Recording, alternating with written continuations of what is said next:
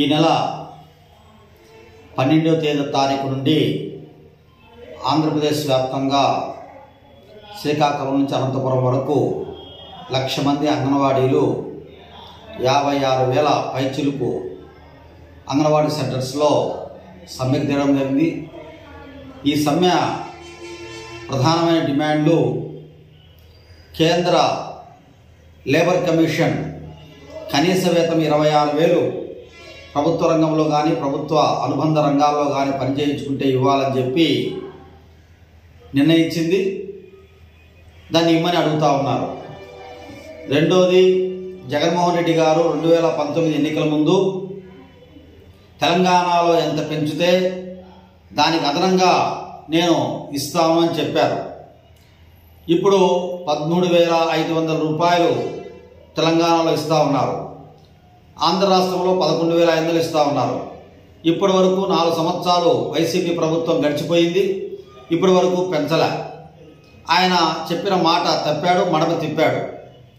మూడోది, supreme court అంగన్వాడీలకు gratuity ఇవ్వాలా అని చెప్పి తీర్పిచ్చింది.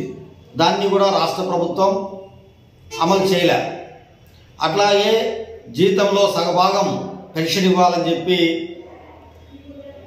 చాలా కార్మిక చట్టాలు చెప్తున్నాయి, ఇవ్వడంలే. కాబట్టి వాళ్ళ న్యాయమైనటువంటి కోరికల కోసం చేస్తున్నటువంటి సమ్మె నేటికి 4 రోజులు గడిచిపోయింది. నిన్నటి దినం వైసీపీ ప్రభుత్వం రాష్ట్ర వ్యాప్తంగా అన్ని అంగన్వాడీ సెంటర్ల యొక్క బీగాలు పగలగొట్టి, అట్లాగే వాళ్ళ యొక్క టెంట్లు పడదోసి, అలాగే వాళ్ళ ఎమ్మెల్యేలు అంగన్వాడీలను దుర్భాషలాడుతూ బలిసి సమ్మె చేస్తున్నారని చెప్పి బహిరంగంగా ప్రకటన చేయడం, అలాగే గ్రామాలలో వైసీపీ నాయకులు అంగన్వాడీ తల్లుల్ని మేము ఉద్యోగాలు తీసేస్తామని చెప్పి భయపడించడం, ఇది వైసీపీ యొక్క ప్రభుత్వం యొక్క దమనకాండకు, దౌర్జన్యానికి, వాళ్ళ యొక్క రౌడీజానికి తార్కాణంగా మన ముందు కనపడతా ఉన్నాయి.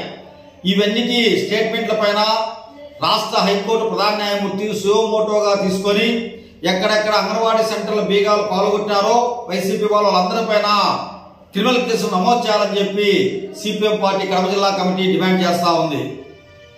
అలాగే జగన్మోహన్ రెడ్డి గారు మూర్ఖత్వంతో మొండిగా ఈరోజు అంగన్వాడీలకు ఇచ్చినటువంటి ఎన్నికల వాగ్దానాన్ని అమలు చేయకుండా వ్యవహరిస్తూ ఉన్నారు. పైపెచ్చు వాళ్ళను దుర్భాషలాడుతూ ఉన్నారు. పైపెచ్చు వాళ్ళ యొక్క అంగన్వాడీ సెంటర్లో బీగాలు పోగొట్టడం అనేటువంటిది ఈరోజు టీవీల్లో, పేపర్లలో రోజు కనపడతా ఉన్నాయి. కాబట్టి ఎవరైనా దౌర్జన్యం చేస్తే అడ్డుకోవాల్సినటువంటి ప్రభుత్వాలే దౌర్జన్యం చేయడం, ప్రభుత్వాలే దొంగి చేయడం, ప్రభుత్వాలే ఈరోజు రౌడిజం చేయడం, ప్రభుత్వాలే ఈరోజు ఈ రకమైనటువంటి క్రిమినల్ చర్యలకు వాళ్ళ క్యాడర్ను ప్రోత్సహించడం అనేటువంటి వైసీపీ ప్రభుత్వంలోనే చెల్లింది. గతంలో ఏ ప్రభుత్వాలు ఇంత దుర్మార్గంగా, ఇంత పాశవికంగా వ్యవహరించినటువంటి తీరు లేదు. చర్చల పేరుతో పిలిచి ఈరోజు చర్చల్లో ఏ ఒక్క డిమాండ్ కూడా ఒప్పుకోకుండా దాటివేసినటువంటి చరిత్ర వైసీపీ జగన్ ప్రభుత్వాన్ని. అట్లాగే వాళ్ళు ఇచ్చిన మాట నిలబెట్టుకోకుండా ఈరోజు దాటేసినటువంటి చరిత్ర కూడా వైసీపీదే. 2024 ఏప్రిల్లో జరగబోయేటువంటి ఎన్నికల్లో వైసీపీ గాలి కొట్టుకుపోతుందని చెప్పి సిపిఎం పార్టీ మేము తెలియజేసుకున్నాం. ప్రజల యొక్క ఆలోచనలు, ప్రజల యొక్క డిమాండ్లు ప్రభుత్వాలు సానుకూలంగా పరిష్కరించాల్సింది పోయి దుర్మార్గంగా ఎదురుదాడి చేయడం అనేటువంటిది వైసీపీ యొక్క ఫ్యాక్షన్ రాజకీయాలకు, రౌడీ రాజకీయాలకు తార్కాణం అని చెప్పి సిపిఎం పార్టీ కడప జిల్లా కమిటీ తెలియజేస్తా ఉంది.